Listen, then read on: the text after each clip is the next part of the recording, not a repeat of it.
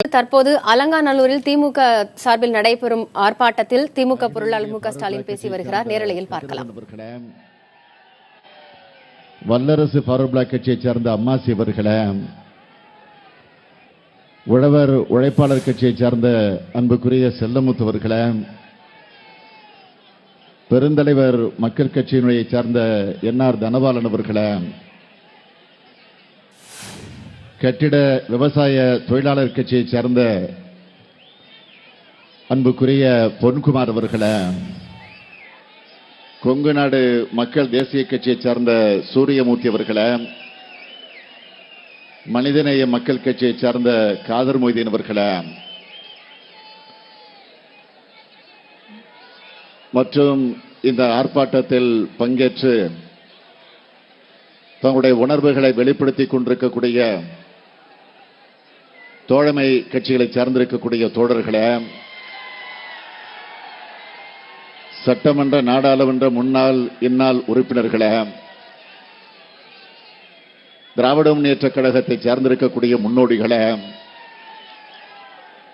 மாவட்ட கழக, ஒன்றிய கழக, நகர கழக, பேரூர் கழக, கிளைக்கழக,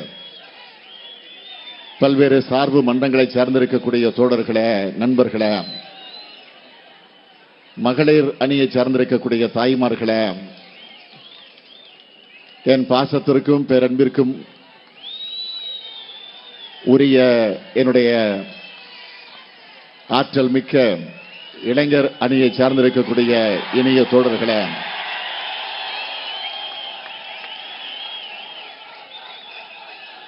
இந்த ஆர்ப்பாட்டம் இந்த அளவிற்கு மிகப்பெரிய அளவில்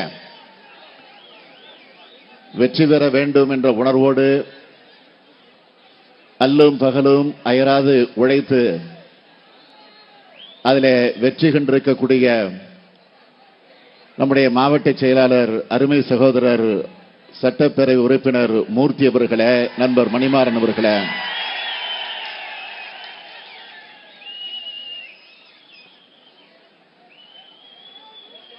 அருமை பெரியோர்களே, தாய்மார்களே, நண்பர்களே, உங்கள் அனைவருக்கும் என்னுடைய அன்பான வணக்கம். தமிழர் திருநாளாக இருக்கக்கூடிய பொங்கல் திருநாளில் தமிழர்களின் பண்பாட்டு விளையாட்டாக விளங்கிக் கொண்டிருக்கக்கூடிய ஜல்லிக்கட்டை நடத்திட வேண்டும். அதற்கு மத்தியில் இருக்கக்கூடிய அரசும் மாநிலத்தில் இருக்கக்கூடிய அரசும் துணை நிற்க வேண்டும் என்பதை வலியுறுத்தக்கூடிய வகையில் அவர்களுக்கு இதை நினைவுபடுத்தக்கூடிய நிலையில் இந்த ஆர்ப்பாட்டத்தை ஒரு போராட்ட களமாக அமைத்து நாம் நடத்தி கொண்டிருக்கிறோம். இங்கே குழுமியிருக்கக்கூடிய உங்களை நான் காணுகிறேன். அப்படி குழுமியிருக்கக்கூடிய இந்த கூட்டத்தில் அதிகமான அளவிற்கு, ஏன் எங்கும் நிறைந்திருக்கக்கூடிய வகையில இளைஞர் பட்டாளத்தை நான் கண்கூடாக பார்த்துக் கொண்டிருக்கிறேன். ஆர்வத்தோடு கூடியிருக்கிறீர்கள், ஆரவாரத்தோடு குழுமியிருக்கிறீர்கள், எழுச்சியோடு குழுமியிருக்கிறீர்கள், உத்வேகத்தோடு குழுமியிருக்கிறீர்கள், உற்சாகத்தோடு குழுமியிருக்கிறீர்கள். வெறும் ஆர்வத்தோடு மட்டுமல்ல, அடங்காத ஆர்வத்தோடு இங்கே நீங்கள் குழுமியிருக்கக்கூடிய காட்சியை நான் பார்க்கிறேன். எதற்காக?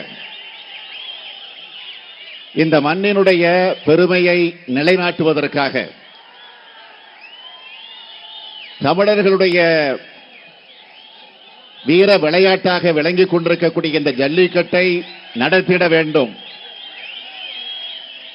நம்முடைய கலாச்சாரத்தை காப்பாற்றிட வேண்டும், நம்முடைய கௌரவத்தை நிலைநிறுத்திட வேண்டும் என்பதற்காக நடைபெறக்கூடிய போராட்டம் தான் இந்த போராட்டம் என்பதை இங்கே நீங்கள் எல்லாம் நினைவுபடுத்திக் கொண்டிருக்கிறீர்கள். வரக்கூடிய பொங்கல் திருநாளில் இந்த அலங்காநல்லூர் பகுதிகளில் ஜல்லிக்கட்டு நடைபெறும்.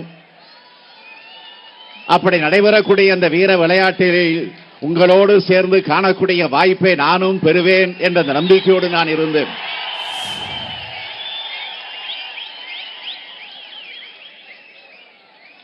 ஆனால் அதற்கு முன்பு அதை நடத்திட வேண்டும் என்று வலியுறுத்தக்கூடிய வகையில் ஒரு போராட்ட களத்தை நடத்தக்கூடிய ஒரு சூழ்நிலையில அந்த போராட்ட களத்தில் உங்களோடு சேர்ந்து நானும் பங்கேற்கக்கூடிய இந்த நிலையில இந்த ஆர்ப்பாட்டத்தில் நான் பங்கேற்கக்கூடிய வாய்ப்பை பெற்றிருக்கிறேன். வீர விளையாட்டாக இருக்கக்கூடிய நம்முடைய ஜல்லிக்கட்டு என்கிற அந்த களம் அமைய இந்த போராட்ட களம் பயன்பட போகிறது என்பதை நான் இங்கே நினைவுபடுத்த விரும்புகிறேன். வீர விளையாட்டை அனுமதியுங்கள் என்று மத்திய அரசை கேட்கக்கூடிய வகையில் இந்த போராட்டத்தை நாம் நடத்தி கொண்டிருக்கிறோம். இங்கே குறிப்பிட்டு சொன்னார்களே, தமிழகத்தை சார்ந்திருக்கக்கூடிய மத்திய அமைச்சர்கள், அதேபோல பாரதிய ஜனதா கட்சியினுடைய முக்கிய தலைவர்கள், அவர்கள் தொடர்ந்து இந்த ஜல்லிக்கட்டு பிரச்சனையை பற்றி சொல்லுகிற போதெல்லாம் அது நடத்தப்படும், அது நிச்சயமாக நடத்தப்படும், உறுதியாக நடத்தப்படும் என்று தொடர்ந்து வாக்குறுதிகளை அவர்கள் வழங்கிக் கொண்டிருக்கிறார்கள். ஆனால் அந்த வாக்குறுதிகள் நிறைவேற்றப்படக்கூடிய சூழ்நிலைக்கு வந்திருக்கிறதா என்று கேட்டால் இல்லை.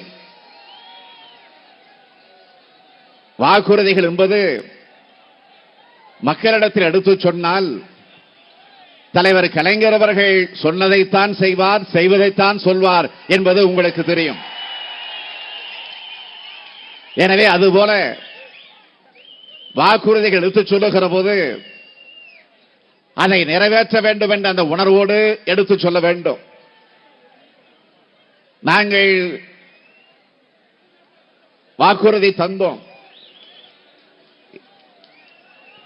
நடந்து முடிந்த சட்டமன்ற தேர்தலுக்கு முன்னால் தமிழகத்தில் இருக்கக்கூடிய 234 சட்டமன்ற தொகுதிகளில் நமக்கு நாமே என்ற ஒரு பயணத்தை நான் நடத்தினேன் என்பது உங்களுக்கு நன்றாக தெரியும். அப்படி நடத்திய நேரத்தில் தமிழகத்தில் இருக்கக்கூடிய எல்லா தரப்பு மக்களையும் சந்தித்தேன்.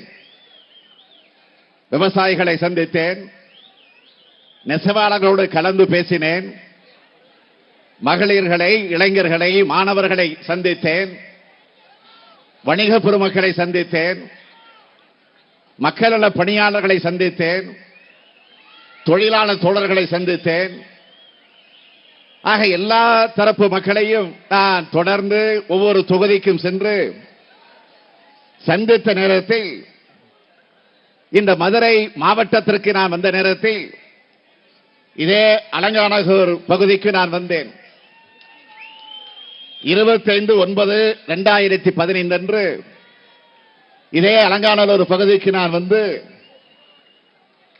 இங்கே நடைபெற்ற கூட்டத்தில் இதே இடத்தில் அமைக்கப்பட்டிருந்த மேடையில் நின்று கொண்டு அன்றைக்கு நான் குறிப்பிட்டு சொன்னேன், ஜல்லிக்கட்டை நடத்துவதற்கு உடனடியாக மத்திய அரசு உரிய அனுமதியை தந்திட வேண்டும், அதற்குரிய அழுத்தத்தை மாநில அரசு பெற்று தந்திட வேண்டும். இல்லை என்று சொன்னால் திராவிட முன்னேற்ற கழகத்தின் சார்பில் தலைவர் கலைஞர் அவருடைய அனுமதியை பெற்று ஒரு மிகப்பெரிய போராட்டத்தை நாங்கள் நடத்துவோம் என்று அன்றைக்கு நான் சொல்லிவிட்டு சென்றேன். அதற்கு பின்னால் தலைவர் கலைஞர் அவருடைய அனுமதியை பெற்று ஒரு உண்ணாவிரத போராட்டத்தை அறிவித்தோம். நீங்கள் மறந்திருக்க மாட்டீர்கள். ஆக அந்த போராட்டத்தை நடத்திய நேரத்தில் மத்திய அமைச்சராக இருக்கக்கூடிய மாண்புமிகு பொன் ராதாகிருஷ்ணன் அவர்கள் தலைவர் கலைஞர் அவர்களை சந்தித்தார். தலைவர் கலைஞர் அவர்களுக்கு கடிதம் எழுதினார், நீங்கள் போராட்டம் நடத்த வேண்டிய அவசியம் இல்லை, அதை திரும்ப பெற்றுக் கொள்ளுங்கள், நாங்கள் ஜல்லிக்கட்டை நடத்துவதற்கான எல்லா பணிகளையும் நிறைவேற்றுவதற்கு முயற்சித்துக் கொண்டிருக்கிறோம், விரைவில் அது நடத்தப்படும், எனவே போராட்டத்தை கொஞ்சம் ஒத்தி வையுங்கள் என்று மத்தியில் இருக்கக்கூடிய அமைச்சர் பொன் ராதாகிருஷ்ணன் அவர்கள் கேட்ட நேரத்தில் தலைவர் கலைஞர் அவர்கள் பெருந்தன்மையோடு அந்த போராட்டத்தை ஒத்தி வைத்தார்கள். ஆனால் அவர்கள் சொன்ன அந்த அடிப்படையில் ஜல்லிக்கட்டு நடத்துவதற்கு உரிய அனுமதி மத்திய அரசின் மூலமாக வழங்கப்பட்டதா என்று கேட்டால் இல்லை. ஆனால் இப்பொழுது நான் உறுதியோடு சொல்லுகிறேன், திராவிட முன்னேற்ற கழகம் இந்நேரம் ஆட்சி பொறுப்பில் இருந்திருந்தால் உறுதியோடு சொல்லுகிறேன், ஜல்லிக்கட்டு என்கிற அந்த வீர விளையாட்டு தமிழகத்தில் நடைபெறக்கூடிய ஒரு சூழ்நிலையை ஏற்படுத்தி தந்திருப்போம். எந்த உணர்வோடு நான் இதை சொல்லுகிறேன் என்று சொன்னால் நீங்கள் மறந்திருக்க மாட்டீர்கள். 2010 இதே தமிழகத்தில் தலைவர் கலைஞர் அவர்கள் தலைமையிலே திராவிட முன்னேற்ற கழகத்தினுடைய ஆட்சி நடைபெற்றுக் கொண்டிருந்த நேரத்திலே தான் நீதிமன்றம், உச்ச நீதிமன்றம் ஒரு தடையை போட்டது. ஜல்லிக்கட்டு நடத்துவதற்கு ஒரு தடையை போட்டது. அப்படி தடை போட்ட நேரத்தில் தமிழகத்திலே திராவிட முன்னேற்ற கழகத்தினுடைய ஆட்சி நடைபெற்ற காரணத்தால் அந்த தடையை தகர்த்தெறிவதற்கு சட்ட ஆலோசகர்களோடு கலந்து பேசி அதற்கு பிறகு உச்ச நீதிமன்றம் வகுத்து தந்திருக்கக்கூடிய நடைமுறைகளை அத்தனையும் நாங்கள் கடைபிடிப்போம் என்ற உறுதிமொழி தந்து அந்த அடிப்படையில் அதற்குரிய சட்டத்தை அன்றைக்கு முதல்வராக இருந்த கலைஞர் அவர்கள் ஏற்றி அன்றைக்கு தமிழகத்தில் ஜல்லிக்கட்டை நடத்திய பெருமை கலைஞர் தலைமையில் இருந்த திராவிட முன்னேற்ற கழக ஆட்சிக்கு உண்டு என்பதை நான் இங்கே பெருமையோடு எடுத்துச் சொல்ல விரும்புகிறேன். அதற்கு பின்னால் 2011 ஆண்டு ஆட்சி மாற்றம், அம்மையார் ஜெயலலிதா அவர்கள் தலைமையிலே அதிமுக ஆட்சி. ஆக ஆட்சிக்கு வந்ததற்கு பிறகு என்ன ஆயிற்று? ஏற்கனவே ஜல்லிக்கட்டை பொறுத்தவரையில் உச்ச நீதிமன்றம் வகுத்து தந்திருக்கக்கூடிய இந்த நடைமுறைகளை, திராவிட முன்னேற்ற கழக ஆட்சி காலத்தில் நிறைவேற்றப்பட்ட அந்த விதிமுறைகளை ஆட்சிக்கு வந்த அதிமுக பின்பற்றவில்லை. அப்படி பின்பற்றாத காரணத்தால் என்னாச்சு? உச்ச நீதிமன்றத்திலிருந்து ஒரு கமிட்டியை தமிழகத்திற்கு அனுப்பி வைத்தார்கள். அந்த கமிட்டி வந்து பார்வையிட்டது. பார்வையிட்ட நேரத்தில் அதிமுக முறையாக உச்சநீதிமன்றம் வகுத்து தந்திருக்கக்கூடிய நெறிமுறைகளை பின்பற்றவில்லை என்பதை அவர்கள் கண்டுபிடித்தார்கள். நான் ஆதாரத்தோடு சொல்லுகிறேன். 7/5/2014 அன்று உச்சநீதிமன்றம் தீர்ப்பு என்ன சொல்லி இருக்கிறது என்று சொன்னால், தமிழகத்தில் ஜல்லிக்கட்டு பாதுகாப்போடு நடைபெறுகிறதா? தேசிய விலங்கு வாரிய அதிகாரிகள் 2 பேரை அனுப்பி வைத்தார்கள். டாக்டர் மணிபால் வள்ளியன், அபிஷேக் ராஜ் என்கிற 2 பேரை உச்ச நீதிமன்றம் அனுப்பி வைக்கிறது. அவர்கள் வந்து ஆய்வு செய்தார்கள். ஆய்வு செய்ததற்கு பிறகு ஒரு அறிக்கையை உச்ச நீதிமன்றத்திற்கு தருகிறார்கள். அந்த அறிக்கையின் அடிப்படையிலே தான் ஜல்லிக்கட்டுக்கு அன்றைக்கு தடை விதிக்கப்பட்டது. ஆகவே நான் வெகுஜனமாக குற்றம் சொல்கிறேன். இது தடைபட்டு போனதற்கு காரணம் அதிமுக ஆட்சிதான், அதிமுக ஆட்சிதான் என்பதை நான் அழுத்த திருத்தமாக பதிவு செய்கிறேன். அது மட்டுமல்ல, இந்த தடை விதிக்கப்பட்ட போது அப்பொழுது சென்னை உயர்நீதிமன்றத்தினுடைய தலைமை நீதிபதியாக இருந்த மார்க்கண்டேய கட்சி அவர்கள் ஒரு கருத்தை சொன்னார்கள். என்ன கருத்து என்று கேட்டால், முதலமைச்சராக இருக்கக்கூடிய அம்மையார் ஜெயலலிதா அவர்களுக்கு தவறான ஆலோசனைகளை அதிகாரிகள் வழங்கியிருக்கிறார்கள். அது மட்டுமல்ல, மாநில அரசே நம்முடைய சுதந்திர நாச்சியப்பன் அவர்கள் சொன்னது போல ஒரு அவசர சட்டத்தை நிச்சயமாக மாநில அரசை கொண்டு வரலாம் என்று அவர்கள் தெளிவாக தெரிவித்திருக்கிறார்கள். அதைத்தான் சொல்லுகிறோம். ஒரு அவசர சட்டத்தை மாநில அரசு கொண்டு வர வேண்டும் என்று தொடர்ந்து திராவிட முன்னேற்ற கழகத்தின் சார்பில் நாம் இன்றைக்கும் வலியுறுத்திக் கொண்டிருக்கிறோம். ஆனால் இதை சொல்லுகிற போது மத்தியில் இருக்கக்கூடிய தமிழகத்தை சார்ந்திருக்கக்கூடிய அமைச்சர்கள் அல்லது தமிழகத்தில் இருக்கக்கூடிய பாரதிய ஜனதா கட்சியினுடைய தலைவர்கள் என்ன சொல்லுகிறார்கள்? மத்தியில மன்மோகன் சிங் அவர்கள் தலைமையில் இருந்த காங்கிரஸ் கட்சியுடைய கூட்டணி ஆட்சிதான் மத்தியில் இருந்தது. எனவே இதுக்கு காரணம் காங்கிரஸ் திமுகவும் தான் என்று நம்மீது திசை திருப்ப வேண்டும் என்ற எண்ணத்தில் நம்மீது இன்னமும் பழி சொல்லிக் கொண்டிருக்கக்கூடிய நிலையிலே தான் இன்றைக்கு அவர்களுடைய வாதம் இருந்து கொண்டிருக்கிறது. நான் தெளிவோடு சொல்லுகிறேன், திராவிட முன்னேற்ற கழக ஆட்சி காலத்திலே தான் உரிய பாதுகாப்போடு இந்த ஜல்லிக்கட்டு என்கிற அந்த வீர விளையாட்டை, அந்த தமிழ் பண்பாட்டுக்குரிய அந்த கலாச்சாரத்திற்குரிய இந்த விளையாட்டை அன்றைக்கு நாம் தான் முறையாக நடத்தி கொண்டிருந்தோம். நான் கேட்கிறேன், இன்றைக்கு தமிழகத்தில் அதிமுகவை சார்ந்தவர்கள் நாடாளுமன்றத்தில் அதேபோல மாநிலங்களவையில் ஒட்டுமொத்தமாக சேர்த்து 50க்கு மேற்பட்ட நாடாளுமன்ற உறுப்பினர்கள் இருக்கிறார்கள். ஆக அதிமுகவை சார்ந்திருக்கக்கூடிய நாடாளுமன்ற 50 பேர் இருக்கிறார்கள். நாடாளுமன்றத்தில் யாராவது ஒருவராவது அந்த நாடாளுமன்றத்தில் எழுந்து குரல் எழுப்பக்கூடிய நிலையில இன்றைக்கு அந்த அருகதைய, அந்த தெம்ப, அந்த திராணிய இன்றைக்கு அவர்கள் பெற்றிருக்கிறார்களா? இல்லை. அதுதான் இன்றைக்கு இருக்கக்கூடிய கொடுமை. ஆக உச்ச நீதிமன்றத்தில் தமிழ் பண்பாட்டுக்குரிய, நம்முடைய பாரம்பரியத்திற்குரிய இந்த வீர விளையாட்டை நடத்தி நம்முடைய கலாச்சாரத்தை, தமிழருடைய மானத்தை காப்பாற்றிட வேண்டும் என்ற அந்த உணர்வு இன்றைக்கு அதிமுகவுக்கு இல்லை. இதற்கு இன்னொரு உதாரணத்தை கூட நான் உங்களிடத்தில் சொல்ல முடியும். இதே அதிமுக 2011ஆம் ஆண்டு ஆட்சிக்கு வந்தப்போ எத்தனையோ அறிவிப்புகளை, எத்தனையோ உறுதிமொழிகளை தந்தார்கள். 110 என்கிற விதியை பயன்படுத்தி சட்டமன்றத்தில் முதலமைச்சராக இருந்த அம்மையார் ஜெயலலிதா அவர்கள் நூற்றுக்கணக்கான அறிவிப்புகளை வெளியிட்டார்கள்.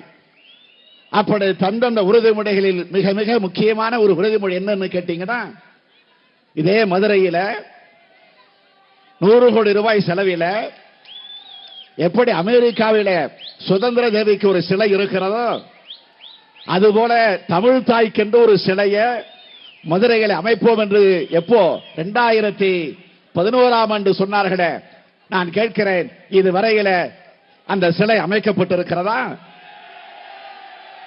தமிழ் தாயினுடைய சிலை அமைக்கப்பட்டிருக்கா? சிலை வேண்டாம், அதற்கான அடிக்கல் நாட்டு விழாவாவது நடந்திருக்கா?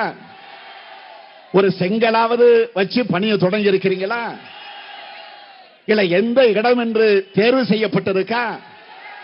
ஆக இதிலிருந்தே நீங்கள் தெரிந்து கொள்ளலாம், தமிழின் மீது, தமிழ் பண்பாட்டின் மீது, தமிழ் உணர்வின் மீது எந்த அளவிற்கு இன்றைக்கு அதிமுக ஆட்சியை பொறுத்தவரையில் அக்கறை இல்லாமல் இருக்கிறது என்பதற்கு இதைவிட எடுத்துக்காட்டை நான் சொல்ல வேண்டிய அவசியம் இல்லை. தை பொங்கல் இன்னும் 11 நாட்களில் வரப்போகிறது. தைப்பொங்கல் இன்னும் 11 நாட்களில் வரப்போகிறது.